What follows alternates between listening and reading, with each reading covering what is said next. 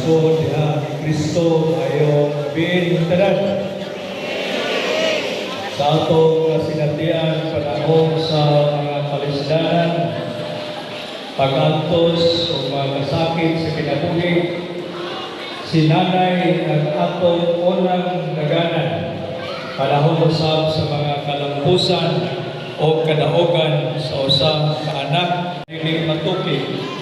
Pinaagi niining yano nga kasinatian atong masabtan karon ang atong kasaulukan sa mahimayang panagsugat ni Jesus nga napanaw og sa iyang mahal nga inahan. Bisan tuod dili dayan kini nga naipatig sa balang kasulatan, dili kayo ni kalimot ni bisan kinsa.